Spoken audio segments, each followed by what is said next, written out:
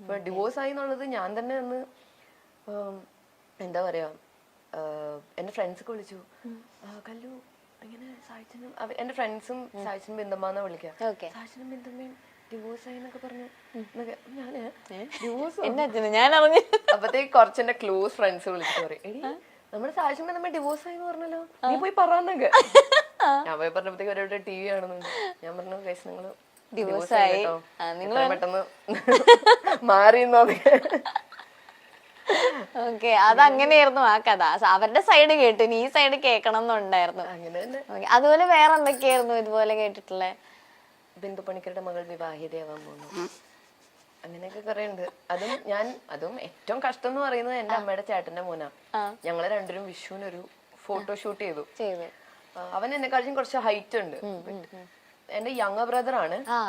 ഞങ്ങൾ ഒരുമിച്ച് ഫോട്ടോ എടുത്തപ്പോഴത്തേക്കും എന്താ ഭാവി വരനും ഒപ്പം എന്നൊക്കെ പറഞ്ഞു. ഞാൻ നമ്മള് കല്യാണം അങ്ങനെയൊക്കെ.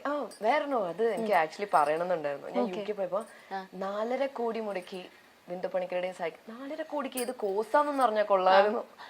ഞാനും കണ്ടു. അപ്പൊ എന്റെ ഫ്രണ്ട്സ് ഒക്കെ ഇനി 4 അല്ല 10 എന്ന് പറഞ്ഞു കമന്റ് കുറഞ്ഞു പോയിന്ന്.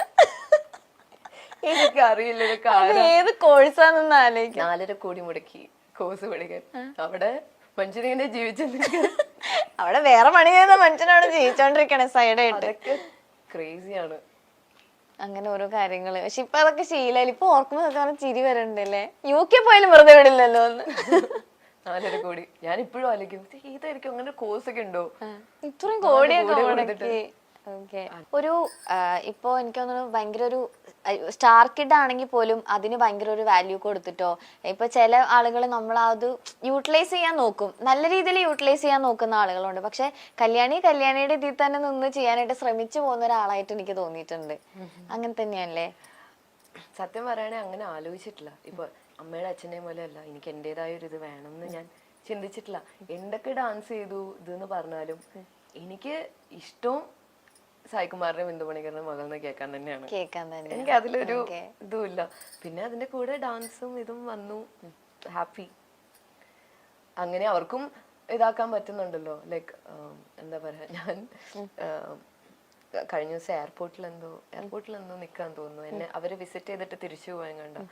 അപ്പൊ ഒരു പെൺകുട്ടി വന്നിട്ട് അച്ഛനും അമ്മയും അവിടെ കോഫി കുടിച്ചിരിക്കും. ഞാൻ കുറച്ചും കൂടി മാറി വന്നിട്ട് കല്യാണിയുടെ അച്ഛനും അമ്മയല്ലേന്ന്. അവരെന്നിങ്ങനെ നോക്കി, അതെ മോൾ അവിടെ ഉണ്ടെന്ന് പറഞ്ഞു. അങ്ങനെ കുറച്ച് പേര് ചോദിക്കാറുണ്ട്. ആക്ച്വലി കുറച്ച് ഇപ്പോഴത്തെ എക്സ്പ്രഷൻ ആലോചിച്ചോണ്ടിരിക്കണേ. അതെ അവിടെ ഉണ്ട്. അങ്ങനെ കുറച്ച് പേര് ചോദിക്കാറുണ്ട്. പക്ഷെ അവർക്കത് ഭയങ്കര പ്രൗഡായിരിക്കും. അങ്ങനെയാണെങ്കിലും ഇങ്ങനെയാണെങ്കിലും നമ്മളൊക്കെ ഒരു ഫാമിലി. പക്ഷെ എനിക്ക് അച്ഛന്റെ അമ്മയുടെ മോളാന്ന് അറിയപ്പെടാനാണ് എനിക്ക്. അതെ. പിന്നെ പക്ഷെ എന്നാലും പുറത്തൊക്കെ ഇറങ്ങുമ്പോ ആളുകൾ എനിക്ക് തോന്നുന്നു ഈ റീൽസിലൊക്കെ ഇതായി കഴിഞ്ഞതിന് ശേഷം പുറത്തിറങ്ങുമ്പോ കൂടുതൽ പേര് ആ കല്യാണിനെ ഇതാക്കി തുടങ്ങിയത്. റീൽസ് ഒക്കെ ഒന്ന് മെച്ചപ്പെട്ടു വന്നപ്പോ ആൾക്കാര് ഈവൻ യു കെയിലൊക്കെ പോകുമ്പോഴും ഞാൻ അത്ഭുതപ്പെടാറുണ്ട് actually. Like I am grateful that ഇപ്പൊ ഒരു വഴി കൂടെ പോകുമ്പോ ഒക്കെ എനിക്കിപ്പോഴും ഓർമ്മയുണ്ട്. ഞാൻ സെൻട്രൽ ലണ്ടൻ അല്ല, ഈസ്റ്റ് ലണ്ടൻ ആണ്. ഞാൻ ഇങ്ങനെ നടക്കും, ഈവനിങ് നടക്കും. ചിലപ്പോൾ എനിക്ക് ക്ലാസ് ഇല്ലാത്ത സമയത്ത് നടക്കുമ്പോൾ ഒരു സ്വിഗ്ഗി അല്ല, അവിടെ എന്താ ഊബർ ഈറ്റ്സും അല്ല, ഡെലിവറു എന്ന് പറഞ്ഞിട്ടുണ്ട് ഒരു ആപ്പ്. അപ്പൊ ഡെലിവറി ചെയ്യണ ഒരു 40+ ഉണ്ടാവും. നിങ്ങൾ ബാക്കിൽ സൈക്കിൾ നിർത്തിയപ്പോ ഞാൻ പേടിച്ചു ആക്ച്വലി. സ്നാച്ചിങ് ഒക്കെ ഭയങ്കര കൂടുതലാണ്. ഞാൻ വിചാരിച്ചു സ്റ്റാബിങ് ഒക്കെ കൂടുതൽ ആക്ച്വലി അവിടെ. ഞാൻ പേടിച്ചു. ഞാൻ നോക്കിയപ്പോഴത്തേക്ക് അവര് അയ്യോ പേടിക്കണ്ട, മലയാളി. അതെ സായികുമാറിന്റെ മോളല്ലേ? ഞാൻ പറഞ്ഞു അതെ. അയ്യോ എനിക്ക് ഭയങ്കര ഇഷ്ടമാട്ടോ എന്നൊക്കെ പറഞ്ഞ ഒരു സെൽഫി ഒക്കെ എടുത്തിട്ട് പോയി. അതൊക്കെ ഒരു സന്തോഷമല്ലേ നാട്ടിലൊക്കെ. എന്താ ചേട്ടാ, കോമഡി ആണെങ്കിലും സീരിയസ് ആണെങ്കിലും ഏത് വേഷവും അനായാസമായി കൈകാര്യം ചെയ്യാൻ കഴിയുന്ന ഒരാളാണ് ബിന്ദു പണിക്കർ. 1992 സിബി മലയിൽ സംവിധാനം ചെയ്ത കമലതളത്തിലൂടെയാണ് ബിന്ദു പണിക്കർ ചലച്ചിത്ര രംഗത്തെത്തിയത്. ഏറെക്കാലമായി നടൻ സായികുമാറിനൊപ്പം ലിവിംഗ് ടുഗദറിലായിരുന്നു ബിന്ദു പണിക്കർ. 2009 ബിന്ദു പണിക്കർ സായികുമാറിനെ വിവാഹം ചെയ്യുന്നത്. ഇപ്പോൾ അച്ഛന്റെയും അമ്മയുടെയും സ്നേഹപുത്രിയായി വളരുകയാണ് ഏകമകൾ കല്യാണി. സിനിമയെ പറ്റി സംസാരിക്കാനും ലൈക്ക് എനിക്ക് ഇവരുടെ കാര്യങ്ങൾ കുറെ കേൾക്കാനും ഒക്കെ ഭയങ്കര ഇഷ്ടമാണ്. ഓരോ കഥകളൊക്കെ പറയുമായിരിക്കുമല്ലോ പണ്ടത്തെ സെറ്റിലെ ഓരോ കഥകൾ. സെറ്റിലൊക്കെ പോവാറുണ്ടായിരുന്നു കല്യാണി? പോയിട്ടുണ്ടായിരുന്നു. ഇപ്പൊ അങ്ങനെ പോയിക്കൂടായികയൊന്നുമില്ല, പോവുകയൊക്കെ ചെയ്യും. പോകും. ഓക്കെ. പിന്നെ സായിച്ചേട്ടൻ പറഞ്ഞൊരു കാര്യം, എല്ലാവരും പറഞ്ഞു നിങ്ങളെ കുത്തിപ്പൊക്കാമോ. അല്ല ഇത് പ്രത്യേകിച്ച് ഞാൻ പറഞ്ഞില്ല, ഇപ്പൊ ഈ റീസെന്റ് ഇന്റർവ്യൂല് ഞാൻ ഇരുന്ന് കണ്ടപ്പോ ഫുൾ കല്യാണിയാ. അപ്പൊ അവര് പറഞ്ഞതിന്റെ മറുപടി നമുക്ക് കല്യാണി എന്നാണല്ലോ കിട്ടണത്. അതെ, അപ്പൊ എനിക്ക് കല്യാണം കിട്ടുമ്പോ ഞാനത് ചോദിക്കണമല്ലോ. വീട്ടിലെ ഏറ്റവും വലിയ പിശുക്ക് കല്യാണിയാന്നാ പറയുന്നേ. അച്ഛാ പിശുക്കാണെന്നൊക്കെ പറഞ്ഞാൽ അത് ഭയങ്കര എനിക്ക് അറിഞ്ഞൂടാ. ഞാൻ പൊതുവെ അങ്ങനെയാണ്. അത് നല്ലതാണോ ചീത്തയാണോ സത്യം പറഞ്ഞാൽ പൊതുവെ ഞാൻ ഏതാണ്ട് എനിക്ക് സായിച്ചേട്ടൻ പറഞ്ഞപ്പോ കണക്ട് ചെയ്യാൻ പറ്റുന്നുണ്ടായിരുന്നു. പ്രത്യേകിച്ച് പറഞ്ഞത് മറ്റേ ഫുഡ് ഓർഡർ ചെയ്യുമ്പോൾ എവിടെ ഒരു 10 രൂപ കൂടി അയ്യോ ഇത്രയും രൂപ ഇത് വേണ്ട, എന്നിട്ട് വീണ്ടും ബാക്ക് അടിച്ചാളയോ.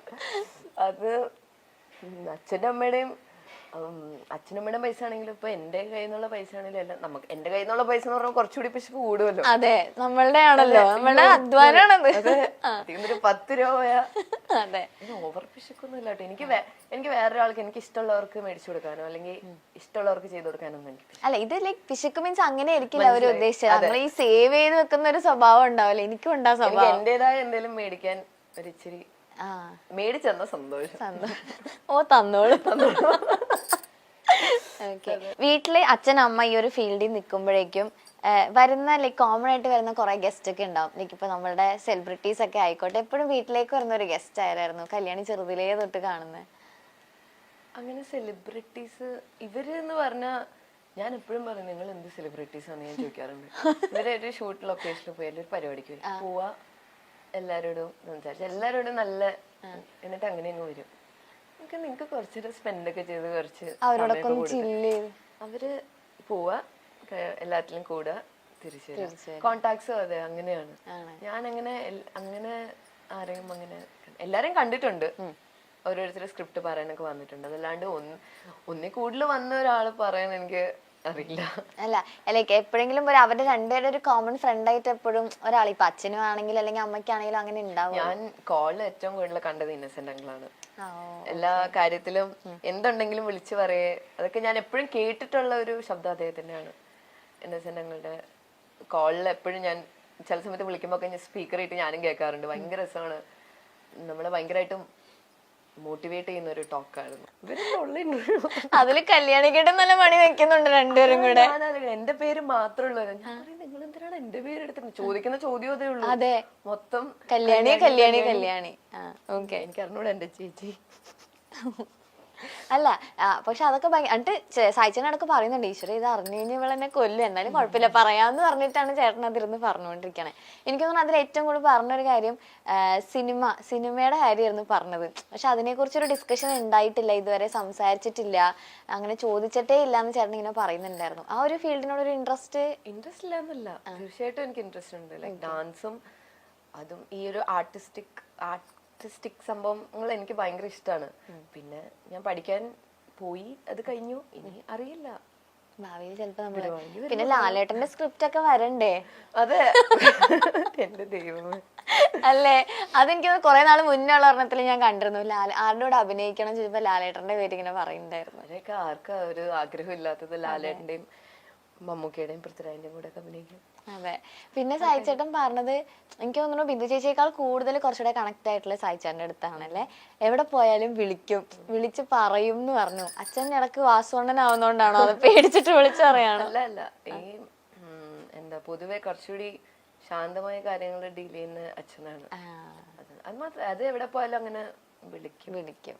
അച്ഛൻ ത്രൂ അമ്മയിലേക്ക് കണക്ട് ചെയ്യാനുള്ള പ്ലാൻ ആണോ അത്? അതിന് എന്തെങ്കിലും ചെറിയ കളത്തരൊക്കെ ഉണ്ടെങ്കിൽ ആദ്യം അച്ഛനോടെ പറയുള്ളൂ, വഴി ഇങ്ങനെ അമ്മയോട് പൊക്കോളും. അല്ല പൊതുവെ സായിച്ചേട്ടൻ എങ്ങനെയാ ഇപ്പൊ ഒരു കാര്യങ്ങളൊക്കെ ഓപ്പൺ ആയിട്ട് സംസാരിക്കുമ്പോ ഒക്കെ? അധികം ഇപ്പൊ എന്തെങ്കിലും കാര്യം ഉണ്ടെങ്കിൽ തന്നെ അധികം വഴക്ക് പറയോ അല്ലെ അധികം അതിനെ പറ്റി സംസാരിക്കാം ഒന്നുമില്ല. തോന്നുന്ന കാര്യങ്ങള് പറയേണ്ട രീതിയിൽ കുറച്ച് പറയുള്ളൂ. പക്ഷെ പറയുന്നതില് എന്തെങ്കിലും വഴക്കൊക്കെ പറയണേ അങ്ങനെ. പക്ഷെ പൊതുവെ വീട്ടില് ഭയങ്കര കാം പേഴ്സൺ. ഇപ്പൊ ഞാൻ ശരിക്കും ഓപ്പൺ ആയിട്ട് ചോദിക്കുകയാണെങ്കിൽ സ്ക്രിപ്റ്റും കാര്യങ്ങളൊക്കെ സിനിമയുടെ ബേസ് ചെയ്തിട്ടൊക്കെ വരുന്നുണ്ടാവുമല്ലോ കല്യാണിക്ക്. എന്തുകൊണ്ടാ ഇപ്പൊ വേണ്ടെന്നുള്ളൊരു ഡിസിഷൻ? ഇപ്പൊ വേണ്ടെന്നല്ല, ലൈക് നമുക്ക് ചെയ്യാൻ പറ്റുന്ന ഒരു ക്യാരക്ടറിനെ ഉള്ളൂ. എനിക്ക് അറിയില്ലല്ലോ എന്താണ് ഏതാണെന്നൊന്നും അറിയില്ല. ഉണ്ടെങ്കിൽ വരുമ്പോ കാണാം, അത്രയും സന്തോഷം. അപ്പൊ ചെയ്യാന്നുള്ളൊരു മൈൻഡില്. ഓക്കെ. എന്നാൽ ഈ ഒരു ഫീൽഡിൽ നിൽക്കുമ്പോ അച്ഛനും അമ്മ എന്തൊക്കെ കാര്യങ്ങളാണ് പറഞ്ഞു തന്നിട്ടുള്ള ഈ ഒരു ലൈക്ക് ഒരു സിനിമാ ഫീൽഡിനെ ഒക്കെ കുറിച്ചിട്ട്? സിനിമ ഫീൽഡിനെ പറ്റി അങ്ങനെ കാര്യമായിട്ട് പറയേണ്ട ആവശ്യമില്ലല്ലോ. എന്റെ വീട്ടിൽ തന്നെയല്ലേ രണ്ടുപേരും. അവരുടെ ഒരു മൂവി കഴിയുമ്പോൾ തന്നെ അവർ പറയുന്ന കാര്യങ്ങൾ എനിക്ക് കേൾക്കാവുന്നതേ ഉള്ളൂ. പിന്നെ അതിൻ്റെതായ ഉപദേശങ്ങൾ എപ്പോഴും അവര് പണ്ടും ഇന്നും എപ്പോഴും തരും. ഓക്കെ. ഇവരുടെ രണ്ടുപേരും ചെയ്ത സിനിമകളിൽ ഇപ്പൊ ഏറ്റവും ഒരു ഇഷ്ടമുള്ള ക്യാരക്ടർ ഉണ്ടാവില്ലേ, അതേതായിരിക്കും? ഓൾ ടൈം ആണോ ഇപ്പൊ ഇറങ്ങിയതാണോ? All time. ഓൾ ടൈം അമ്മയുടെ ഞാൻ കുറെ വട്ടം പറഞ്ഞിട്ടുണ്ട് ഇത്. എനിക്ക് അമ്മയുടെ ജോക്കർ എന്ന് പറഞ്ഞ മൂവിയിലെ my all time favourite. Like അമ്മയുടെ ഏറ്റവും നല്ലൊരു പെർഫോം, ഏറ്റവും നല്ലതെന്ന് എനിക്കറിയില്ല, എനിക്ക് ഭയങ്കര ഇഷ്ടമുള്ളൊരു ക്യാരക്ടറാണ്. പിന്നെ അച്ഛൻ അങ്ങനത്തെ ഒരു സീരിയസ് റോൾ എടുത്തു പറയാൻ പറ്റില്ല. ഒരുപാട് ക്യാരക്ടർ ഉണ്ട്, എനിക്ക് ഒത്തിരി ഇഷ്ടമുള്ള ക്യാരക്ടേഴ്സ് ഉണ്ട്. പക്ഷെ എനിക്ക് മൈ ബോസ് ഭയങ്കര ഇഷ്ടം. മൈ ബോസ് എന്താ അറിയില്ല, കുറച്ചുകൂടി റിയൽ ഫാദർ ആയിട്ട് എനിക്ക് തോന്നുന്നു. That is actually him. അങ്ങനെയാണല്ലേ? That is actually him actually. അങ്ങനെയാണ്. ഓക്കെ. ആ ഒരു പുച്ഛവും ഒരു കോമഡിയും റിലാക്സേഷനും ഒക്കെ ഹാൻഡിൽ ചെയ്യാൻ പറ്റുന്ന ഒരു ആളാ.